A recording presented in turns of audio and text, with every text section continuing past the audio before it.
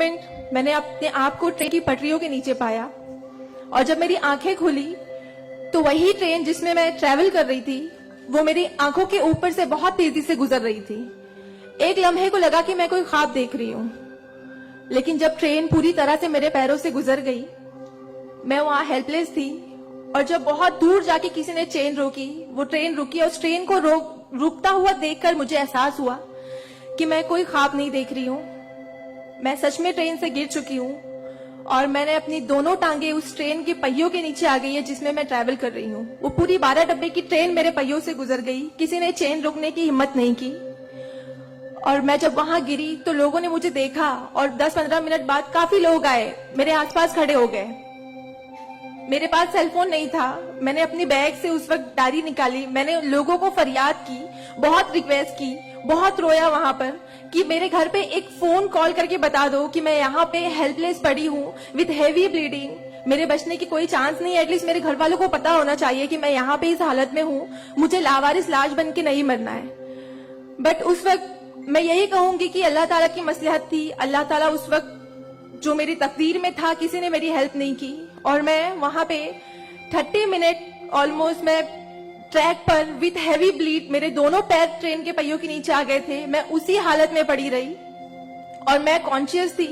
मैं बस लोगों के सामने रो रही थी कि मुझे कोई पानी पिला दो, कोई घर वालों को कॉल कर दो, लेकिन किसी ने हेल्प नहीं की। And after 30 minute I got railway help. Then मुझे गवर्नमेंट हॉस्पिटल लेकर जाते हैं, वहां पर भी कुछ ओटी स्ट्राइक होता है, मुझे फौरी ट्रीटमेंट नहीं मिलता है। एंड देन मेरा एक्सीडेंट सुबह 11 बजे होता है, और मुझे 6 बजे जब मेरी फैमिली प्राइवेट हॉस्पिटल लेकर जाती है, then I got a treatment. And उसके बाद 16 साल की थी मैं जब मेरे साथ ये एक्सीडेंट हुआ। आप समझ सकते हैं 16 साल की उम्र में 1 मिनट में मेरे 2 पैर कट गए थे, मैं डिसेबल हो गई थी, मैं हेल्पलेस हो गई थी, मैं खुद से उठ नहीं पा रही थी, ना बैठ पा रही थी, ना एक तरफ से दूसरी जगह मूव हो पा रही थी। मैं मेंटली डिसेबल हो गई थी, फिजिकली डिसेबल हो गई थी, और फाइनेंशियली कंडीशन भी काफी वीक थी। वो सारी चीजें मेरे दिमाग में चल रही थी। और जब लोग मुझे देखने आते थे तो कुछ लोग हमदर्दी में नेगेटिव कमेंट्स भी करते थे कि 16 साल की बच्ची है, 2 पैर खो दिए हैं, सारी जिंदगी माँ बाप के ऊपर बोझ रहेगी, ये जिंदा क्यों है, इससे अच्छा ये मर जाती। ये सारी बातें लोग आके जब मेरे सामने करते तो मेरे जहन में वो सारी बातें चलती कि सीरियसली मुझे अल्लाह ने जिंदा क्यों रखा, जब मुझसे दोनों पैर ही लेने थे 16 साल की उम्र में, मैं खुद से मूव नहीं कर सकती हूँ, मेरी मम्मी को इतना सब कुछ झेलना पड़ रहा है। जिस उम्र में मुझे अम्मी की हेल्प करनी चाहिए, उस उम्र में वापस से मम्मी मुझे गोद में उठाकर लेकर जा रही है, वापस से मेरी खिदमतें कर रही है।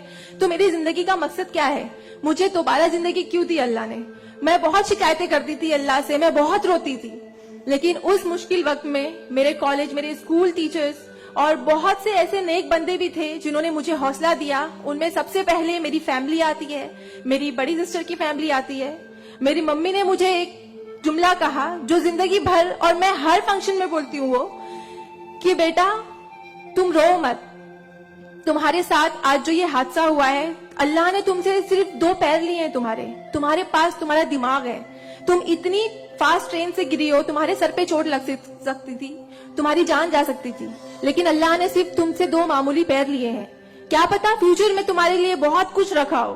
तब मुझे बातें उनकी समझ नहीं आती थी, लेकिन अल्हम्दुलिल्लाह अल्लाह का लाख लाख शुक्र है कि आज इस मौके पर जब लोग मुझे एज अ इंस्पिरेशन समझते हैं, एक आइडियल करते हैं, तो मुझे समझ में आता है कि मेरी अम्मी सच बोलती थी कि हौसला रखो, सिर्फ 2 टांगे गई है। आज मैं जब अपने प्रोस्थेटिक लेग से चलती हूँ तो लोगों को पता नहीं चलता कि मेरे पास 2 पैर नहीं है, मेरा एक पैर थाइस के पास से नहीं है, दूसरा नी के पास से नहीं है, बट लोगों को ये अंदाजा नहीं होता है। तो बस मेरी अम्मी ने जो एक बात कहा था कि अल्लाह पे यकीन रखो बच्चा, तुम्हारे साथ जो हो रहा है और जो होगा वो सब अल्लाह ने प्लान किया हुआ है, तुम बस हिम्मत मत हारो कभी भी, और बस डटे रहो अपने जुनून के पीछे कि तुम्हें डॉक्टर बनना है। तुम्हारी 2 टांगे नहीं तो क्या हुआ, तुम्हारे पास दिमाग है, तुम ज़हीन हो, तुम आगे बढ़ो, और क्या पता तुम आगे लोगों को आइडियलाइज कर, लोग तुम्हें आइडियलाइज करें इस चीज को लेके। मेरे doctor Sanjay Kantharia, orthopaedic surgeon, उन्होंने सबसे ज्यादा सपोर्ट किया इस बात को लेकर कि तू डॉक्टर बन। मैंने अपनी जीने की उम्मीद छोड़ दी थी, डॉक्टर बनने की उम्मीद छोड़ दी थी,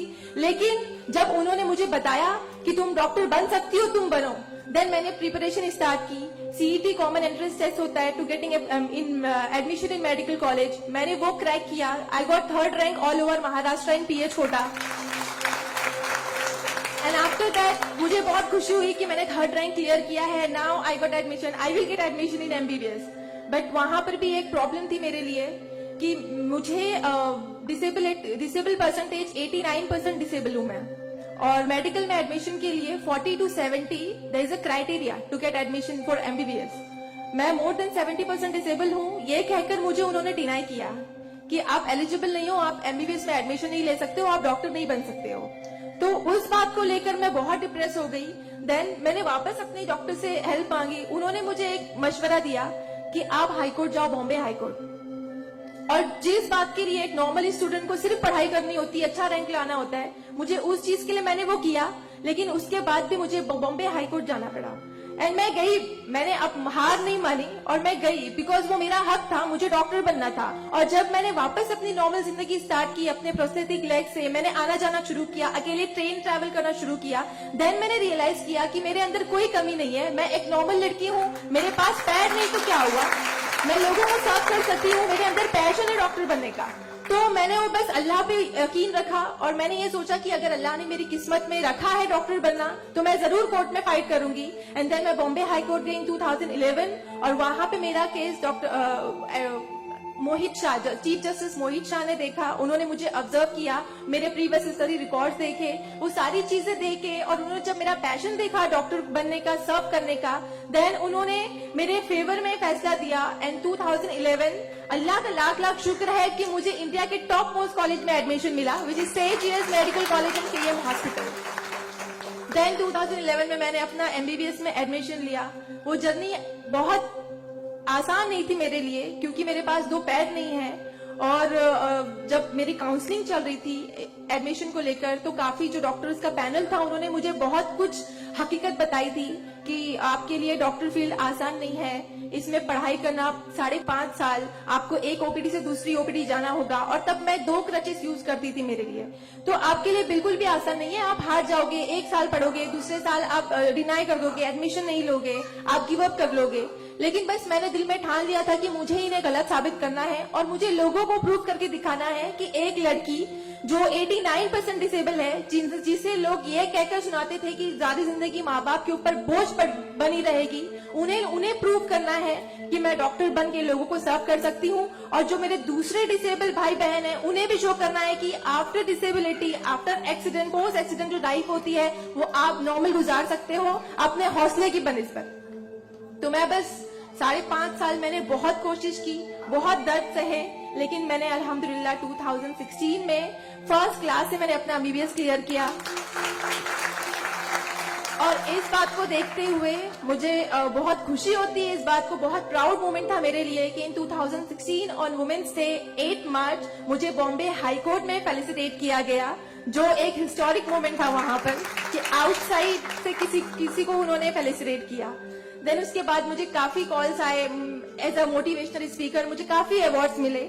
और तब मैंने सोचा कि मेरी जर्नी सिर्फ MBBS तक नहीं, मुझे लोगों को और प्रूव करना है कि 89% डिसेबल हो के अगर मैं MBBS कर सकती हूँ तो मुझे मेडिकल फील्ड की हायर डिग्री अचीव करनी है, which is MD, medicine in doctor in medicine. Then मैंने उसके लिए भी कॉमन एंट्रेंस टेस्ट दिया and again I got third rank in all over Maharashtra. और यहाँ पर भी देन अगेन उन्होंने प्रॉब्लम क्रिएट की मेरे लिए. After completing my MBBS with flying colours, उन्होंने वापस मेरा मेडिकल एडमिशन डिनाई किया कि आप नहीं कर सकते हो because you are 89% disable. Then मुझे एक बहुत हम्बल इंसान मिले, member of parliament Kirit Somaiya sir. उन्होंने फौरन से मेरी एप्लीकेशन सेंट्रल हेल्थ मिनिस्टर के पास लेकर गए और वहां से विद इन 2 days ये जो क्राइटेरिया है 40 to 70% डिसेबिलिटी का मेडिकल में एडमिशन के लिए, this is a 20 years old clause, और विद इन 2 days ये क्लॉज चेंज करवाया उन्होंने बिकॉज ऑफ माई एप्लीकेशन. वो क्लॉज चेंज होके बस ये है कि मिनिमम 40% क्राइटेरिया है और मोर देन 70% जो भी डिसेबल रहेगा they will get admission in medical field. तो मेरी जो जर्नी थी यहाँ तक की, और उसके बाद मैंने रिसेंटली 2019 में मैंने MD में एडमिशन लिया और विद सेम कॉलेज सेठ GS medical college and KM hospital, और मैं अभी रिसेंटली फर्स्ट ईयर रेसिडेंट हूँ MD पैथोलॉजी में. मेरी जो यहाँ तक की जर्नी है, मैंने बहुत अच्छे से तो नहीं बताया आपको, लेकिन बहुत सारी बातें मिस है इसमें, बिकॉज मेरे पास टाइम नहीं है, आप लोगों को भी लेट हो रहा है। लेकिन ये सारी जो मेरी जर्नी है, ये सब बताने का मकसद यही है आप लोगों को कि जिंदगी में देखो, चाहे कुछ भी प्रॉब्लम आए, बिकॉज मेरी लाइफ में मुझे लगता है कि सारी प्रॉब्लम्स थी, फाइनेंशियल प्रॉब्लम्स थी, फिजिकल प्रॉब्लम थी, मेंटल प्रॉब्लम थी, सारे ऑड्स थी मेरी लाइफ में। लेकिन मैंने बस 2 चीजें ध्यान में रखी। एक तो मेरी अम्मी की बात की, अल्लाह पर यकीन रखो, अल्लाह अपने बंदों से 70 माओं से ज्यादा प्यार करता है। एक माँ हमारी छोटे से दर्द को बर्दाश्त नहीं कर सकती, वो तो 70 माओं से ज्यादा प्यार करता है, तो हमें दर्द में कैसे रख सकता है वो? तो उसने जरूर कुछ अच्छा रखा है हमारे लिए। अगर छोटी सी प्रॉब्लम आई जिंदगी में, तो उससे हार नहीं मानो, उससे लड़ना सीखो, हमेशा अपना हौसला जिंदा रखो, बिकॉज आपके पास अगर हौसला है तो आपकी ये जिंदगी जीने की उमंग रहेगी, बिकॉज बगैर हौसले की कोई जिंदगी नहीं जी सकता। तो आप लोग प्लीज, अगर छोटी से छोटी प्रॉब्लम भी आए, कोई भी परेशानी आए, आप लोग लड़ना सीखिए और जिंदगी जीना सीखिए। बिकॉज मेरे एक्सीडेंट के बाद मुझे लगा मैं इतनी सारी कोशिशें नहीं करती तो मैं आज यहाँ पर खड़ी होकर एज अ डॉक्टर आप लोगों से इंटरेक्ट नहीं हो रही होती। तो बस कभी भी हार मत मानिए। और ये एक शेर है आप सबके लिए, हौसले की तुर्कश में कोशिश का वो तीर जिंदा रख। तरकश मतलब जिसमें तीर रखते हैं। हौसले की तरकश में कोशिश का वो तीर जिंदा रख, हार चाहे जिंदगी में सब कुछ, हार जा चाहे जिंदगी में सब कुछ, मगर फिर भी जीतने की उम्मीद जिंदा रख। Thank you so much, thank you all of you, मुझे इतने अच्छे से सुनने के लिए। और मैं बहुत ज्यादा थैंकफुल हूँ डॉक्टर अनिल सर की और भारत विकास परिषद की कि उन्होंने मुझे इतना सुनहरा मौका दिया आप लोगों से इंटरेक्ट